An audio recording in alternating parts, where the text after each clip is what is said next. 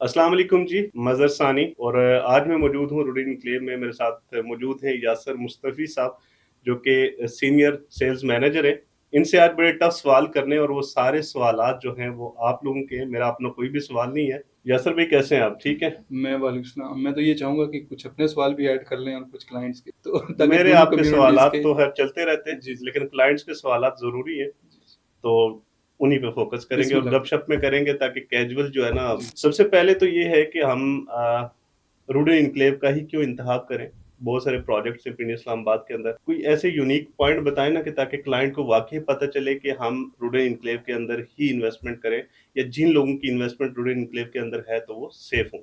ये सवाल इस तरीके से मैं एंटरटेन करूँगा कि रावलपिंडी इस्लामाबाद में दर्जनों सोसाइटीज़ हैं।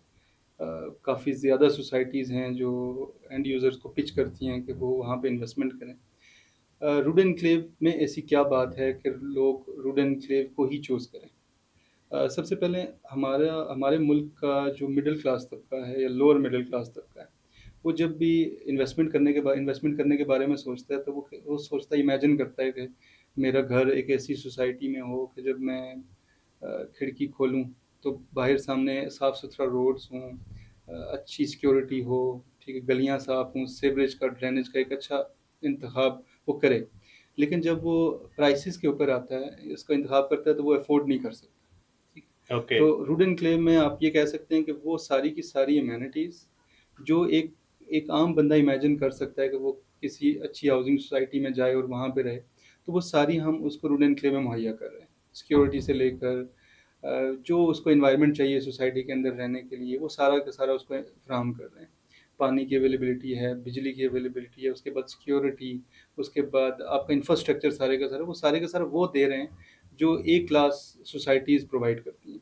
अब यूनिक क्या है कि उन रेट्स के ऊपर हम उनको मैनेज करके दे रहे हैं कि जो इकोनॉमिकल हैं, जो एवरीबॉडी कैन अफोर्ड। ठीक है, यानी इलीट अमेनिटीज़, ठीक है, विद इकोनॉमिकल प्राइसेस। यानी अमेनिटीज़ में जाएं तो आपको best best of the best आपको अमेनिटीज़ मिले, और अगर रेट्स के ऊपर जाएं तो आपको बहुत इकोनॉमिकल पड़े और हर क्लाइंट उसको अफोर्ड कर सके। एमिनिटीज़ तो सारी सोसाइटीज़ जी। देती हैं। मेन चीज़ जो प्राइसेज़ है वो आपकी मतलब कंपेयर टू बाकी सोसाइटीज़ अच्छी प्राइसेज़ जी, हैं। दूसरी बात यह है कि आपको भी पता है कि हम जिस प्राइस के अंदर जिस लैंड कॉस्ट और डेवलपमेंट चार्जेस अगर दोनों को इंक्लूड कर लें, जो एंड यूज़र पे करके अपना प्लॉट जो है वो ले रहा है, उसकी बात करें तो उसमें आपको पता है कि जो मार्केटिंग कंपनीज़ हैं वो भी इंगेज होती हैं। उसके अलावा जो क्लाइंट है उसको, वो कंज्यूमर जो है एंड यूज़र, उसको भी प्रोडक्ट उसको मिलती है। बाकी उसके अलावा जो डेवलपमेंट करते हैं at the spot, at the site, वहाँ पे लेबर जो काम करती है, मतलब एक बहुत बड़ा मार्जिन है, यानी बहुत बड़ा सेक्टर है जो हाउसिंग सेक्टर के अंदर ना हम उनको चला रहे होते हैं। लेकिन उसके बावजूद भी आप देख रहे हैं कि सोसाइटी अगर कस्टमर को जो है वो उसकी जो रिक्वायर्ड चीज़ है वो भी मिल जाए, और जो मार्केटिंग कंपनी है उसको भी आसानी से पिच करने में उसको हेल्प हो कि हम आराम से अपने क्लाइंट को अच्छी से अच्छी चीज़ प्रेजेंट कर सकते हैं। और फिर थर्ड क्या चीज़, कि सबसे कम प्राइसेस के अंदर, बहुत लो प्राइसेस के अंदर उसको बहुत सारी चीज़ें मिल रही हैं। तो मेरे ख्याल में इसमें 3-4 सेक्टर्स को हम ना सिर्फ इंगेज कर रहे हैं, बल्कि दी बेस्ट इंगेज कर रहे हैं। और at the end of the day अगर क्लाइंट को वो चीज़ डिलीवर हो जाती है, तो उसमें हमारी भी कामयाबी है और आपकी भी कामयाबी है, और दैट्स गुड। क्लाइंट भी जो है वो सेटिस्फाई है कि हाँ, मुझे ये जो मैंने यासर भाई चीज़ दी। पहला सवाल था और बड़ा आसान था और आपने जो है ना इस पे तो सैटिस्फाई किया। वक्त के साथ जो है ना हम एक टफ कोई क्वेश्चन मसला रखेंगे और एक इजी रखेंगे ताकि आप भी इजी रहे और जो है ना क्लाइंट्स जो सुन रहे हैं हमें उनके सवालात भी जो है ना उन तक पहुंचे, उनके जवाबात उनको मिले।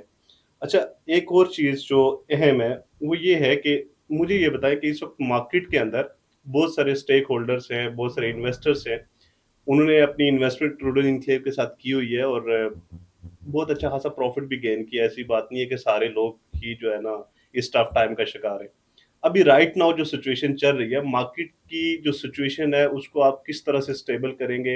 लाइक अगर हम एक प्रोडक्ट जो आरएसएफ प्लस की एक डील आई है, ठीक है? 1 मिलियन के साथ आप अर्ली पोज़ेशन यानी कि डाउन पेमेंट के साथ आप प्लॉट्स के ऊपर कह रहे हैं कि आप घर-शहर बनाएँ।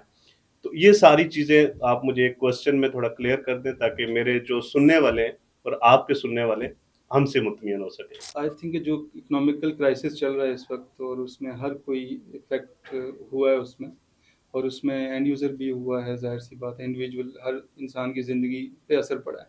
इसी तरह जो प्रोजेक्ट्स हैं उनकी ज़िंदगियों के ऊपर भी असर पड़ा है, इंडिविजुअल्स के ऊपर भी असर पड़ा है, और प्रोजेक्ट्स और कंपनीज़ के ऊपर भी जो असर हुआ है उसका। हम्म। आरएसएफ प्लस की जो बात थी वो एक फॉर्म्स थे, एक अपॉर्चुनिटी थी क्लाइंट के लिए भी और हमारे जो डीलर्स हैं उनके लिए भी अपॉर्चुनिटी थी कि वो उसमें मैक्स वो बेसिकली एक फेवर थी। और उसका रीज़न ये होता है, सोसाइटीज़ ये देती हैं कि वो अपने प्लान्स लेके चल रही होती हैं। जैसे उन्होंने पोजेशन का प्लान किया हुआ है कि हमने अगर आबादकारी की तरफ लोगों को लेके आना है तो हम लोगों को ऐसी कोई चीज़ दें जो अपील करे कि लोग जो हैं वो सोसाइटी में अपने पेमेंट्स प्ले करें और साथ में पोजेशन लें, ठीक है। ओके। तो वो RSF pledge is something like this.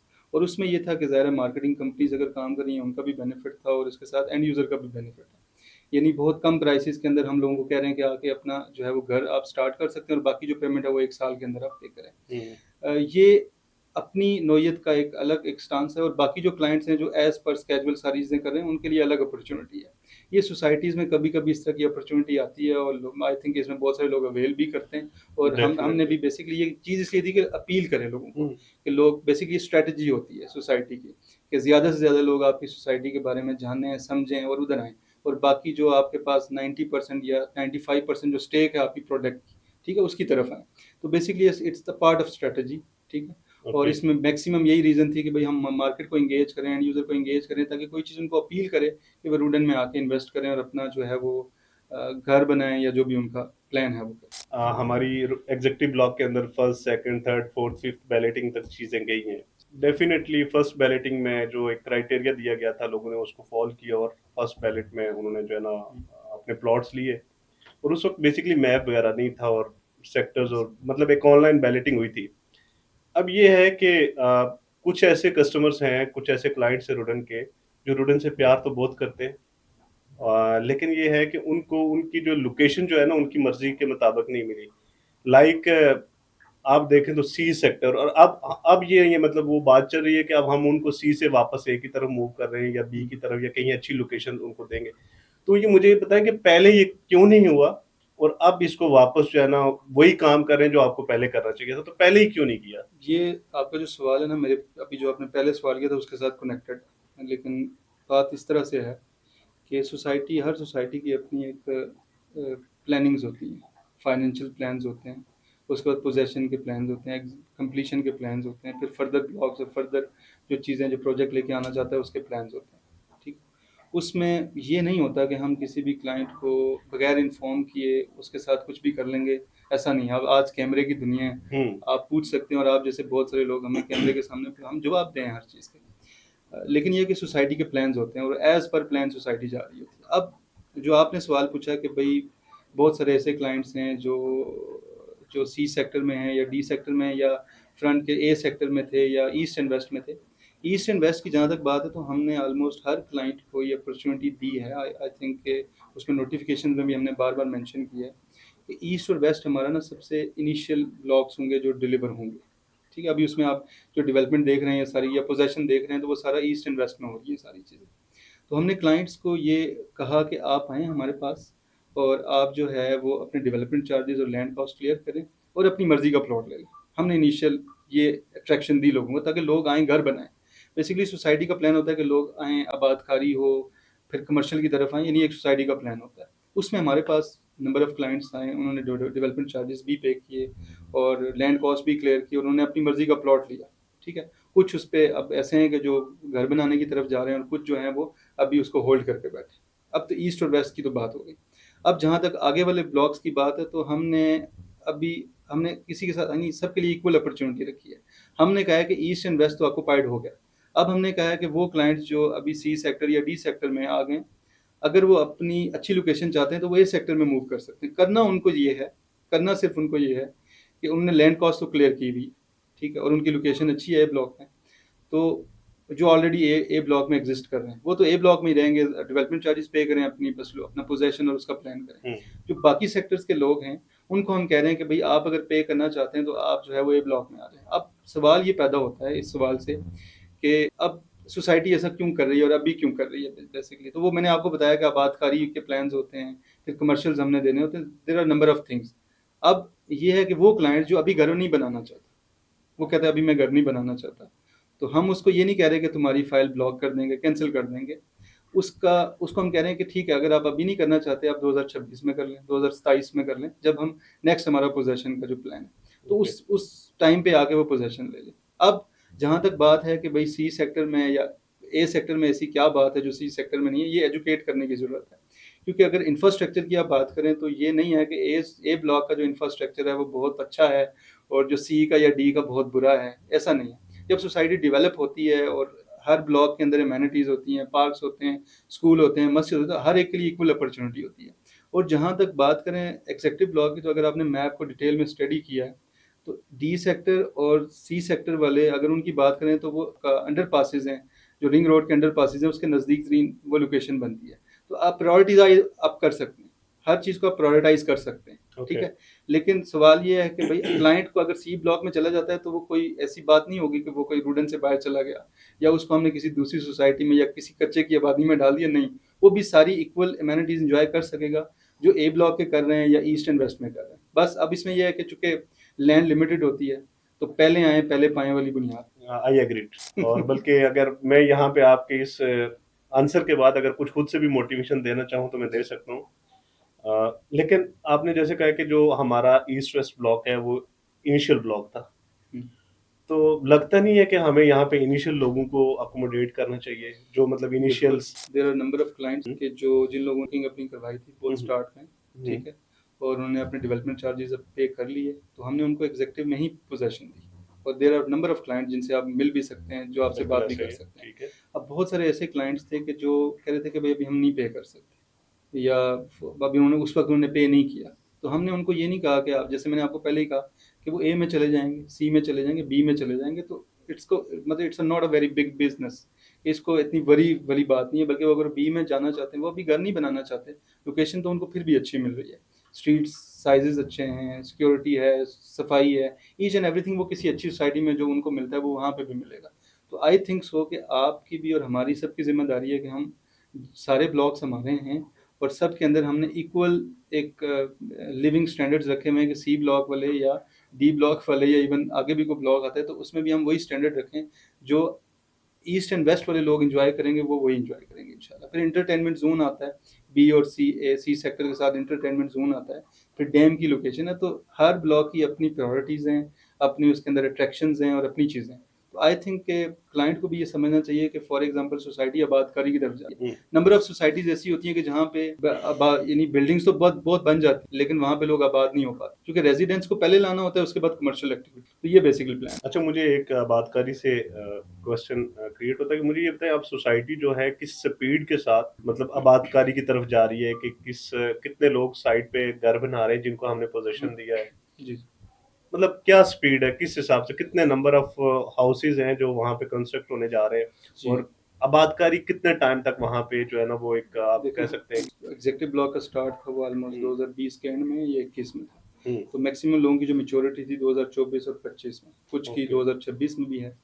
तो हमारा ये 2024 बेसिकली 4 साल का इंस्टॉलमेंट प्लान था। तो 4 साल के इंस्टॉलमेंट प्लान का मतलब है कि 2024 नहीं तो 2025 या 26 तक हम वहाँ पे सैकड़ों क्लाइंट ले जाए जो वहाँ पे घर बनाना शुरू कर दें। सर हर चीज़ का एक प्रोसीजर होता है और प्रोसीजर के बाद ही एग्जीक्यूशन होता है। हम्म, तो हमने अभी कोशिश किया कि अभी जितनी भी हमारा ईस्ट इन्वेस्टमेंट, चूँकि कुछ डेवलपर्स भी थे जो अपना घर बनाना चाहते थे, तो उनको भी इंगेज किया। यूकॉन है, ओलिव है, अच्छी इनकी प्रोफाइल है और अच्छे लेवल के ऊपर उन्होंने काम किया हुआ है, as you know better. Okay, बाकी जो एंड यूज़र का कोटा है वो भी उधर है और वो भी हो रहा है, यानी एंड यूज़र अपने तौर पे जो है वो प्रोसीजर का हिस्सा बन रहे हैं, आ रहे हैं लोग, और जो जिन लोगों ने पोजेसन लिया वो घर की तरफ जा रहे हैं। मतलब ऑलमोस्ट अगर माइंड में आप रखें तो अगले 6 महीनों के अंदर आपको साइट के ऊपर आई थिंक सैकड़ों क्लाइंट्स आपको नजर आएंगे, स्ट्रक्चर्स नजर आएंगे, ठीक है। उससे क्या होगा कि जो मजीद बहुत सारे क्लाइंट्स जो वेट कर रहे हैं कि कोई इनिशियल स्टेप लेता, बेसिकली डेवलपर को इंगेज करने का यही रीज़न होता है कि जब डेवलपर अब आके घर बनाना शुरू करता है तो जो बाकी क्लाइंट्स होते हैं वो इनकरेज होते हैं कि वो देखते हैं कि घर की एक्टिविटी हो रही है, सारी चीज़ें हो रही है, तो वो देख के आते हैं। प्रोसीजर के लिए उन समझना उनके लिए भी आसान होता है और दूसरा उनको भी इंकरेजमेंट मिलती है कि हाँ यार यहाँ पे एक लिविंग एक्टिविटी हो रही है, तो वहाँ पे ये चीज़ें जा सकती हैं। तो मतलब आप कह सकते हैं कि अगर 2024 है तो 2026-27 तक आपको वहाँ पे लाइफ जो है ये, अगर अगर रिंग रोड का फैक्टर भी है उसमें कि रिंग रोड के ऊपर अगर वो 6 महीने में ऑपरेशनल होती है तो उससे एक बहुत बड़ा जो है वो क्लाइंटेज जो है वो आएगी। तो हो सकता है कि उससे पहले भी हो जाए, लेकिन मोस्ट प्रोबेबली ये आप माइंड में रखें कि 2026-27 तक वहाँ पे एक लिविंग एक्टिविटी आपको देखने में मिलेगी बिकॉज ऑफ रिंग रोड। और लोगों की इंशाल्लाह। रिक्वायरमेंट इतनी ज़्यादा है, आपको पता है पिंडी इस्लामाबाद में नंबर ऑफ इतनी डिमांड्स है घरों की, लाखों के हिसाब से ईयरली हमें हमें जो है वो घरों की डिमांड है। तो लोग तो आ रहे हैं, और आपको पता है कि मिडिल क्लास कम्युनिटी हमारे यहाँ एक सेटअप ऐसा है कि बहुत सारे लोग आके घर बनाना चाहते अब कुछ क्लाइंट्स ऐसे थे जिन्होंने जनरल ब्लॉक के अंदर इन्वेस्टमेंट की हैं। जी। थी, वो क्लाइंट जो है ना हम उनको एडजस्ट कर रहे हैं एग्जीक्यूटिव के अंदर। एग्जीक्यूटिव ब्लॉक के अंदर हम उनको किस तरह की लोकेशन देंगे, मतलब जनरल ब्लॉक से अच्छी लोकेशन होगी या रोशनी डालें? जनरल ब्लॉक के क्लाइंट्स हमारे लिए सबसे ज़्यादा जो है वो काबिल इज़्ज़त भी हैं, और हमारे सबसे कीमती क्लाइंट हैं वो। और ज़ाहिर है वो कोई भी प्रोजेक्ट जब बनता है तो इनिशियल जो लोग होते हैं जो सबसे पहले प्रोजेक्ट पे एतमाद करते हैं वो उस प्रोजेक्ट का सरमाया होते हैं। जनरल ब्लॉक का अनफॉर्चुनेटली रिंग रोड की वजह से हम लोग काफ़ी इंतज़ार करना पड़ा। और हुँ, रिंग रोड की अभी जैसे प्रोसीजर जारी है, तो होपफुली ये है कि साल 2 साल में इंशाल्लाह रिंग रोड की कंप्लीशन के बाद हमारा जो एरिया है वो हमें मिल जाएगा, और हम जो है वो ईज़िली उसके ऊपर ना डेवलपमेंट शुरू करके एंड यूज़र तक चले जाएँगे। ऑप्शन के तौर पे हमने क्लाइंट के साथ एक ऑप्शन रखा है कि वो क्लाइंट जो पैनिक हैं, इंतज़ार नहीं कर सकते, या आपको पता है क्लाइंट की अपनी एक होती है। उनके लिए हमने कहा है कि आपकी जितनी पेमेंट आपके जनरल ब्लॉक में थी, वो सारी की सारी आप एग्ज़ेक्टिव में लेके आ जाएँ, और एग्ज़ेक्टिव में आपको हम अच्छी लोकेशन दे देंगे। गुड। बाकी ये है कि मोस्ट ऑफ द क्लाइंट्स ऐसे हैं जो एग्ज़ेक्टिव ब्लॉक में आ चुके हैं, और जो बाकी हैं, जो बच जाएँगे ज़ाहिर है उनको at the end of the day हम पोज़ीशन देंगे, और हम पाबंद हैं, और हमने कहा भी है। तो ये कोई कंपल्शन नहीं थी, ये ऑप्शन था हमेशा से, कि अगर कोई क्लाइंट जनरल ब्लॉक में ही रहना चाहता है तो वो स्टे करे जनरल ब्लॉक, हमें कोई वो इश्यू नहीं है। हाँ, उसको वेट करना पड़ेगा, लेकिन जब चीज़ें किसी नहज पे पहुँचेंगी तो इंशाल्लाह हम उनको पोज़ीशन दे सकते हैं, उसमें साल 2 साल का टाइम लग सकता है। लेकिन क्लाइंट जो वेट नहीं कर सकते थे, उसके लिए एग्ज़ेक्टिव ब्लॉक बेहतर एक अपॉर्च्युनिटी, तो उनको हम लेके आ गए। यासर भाई, रूडन एन्क्लेव में राइट नाउ जो आप पोज़ीशंस वगैरह दे रहे हैं, लोगों को कब्ज़ा वगैरह दे रहे हैं, उसके लिए क्या प्रोसेस है आपका? प्रोसेस सबसे पहले ये है कि सबसे पहले वो अपने लैंड कास्ट और डेवलपमेंट चार्जेस जो है वो पे करें, ठीक है? और वो अपनी जो भी स्टेटमेंट है वो हमारे ऑपरेशन डिपार्टमेंट में जमा करवाएँ। हुँ, वहाँ पे वो उनको पोज़ेशन अलॉटमेंट जो है वो मिल जाएगा।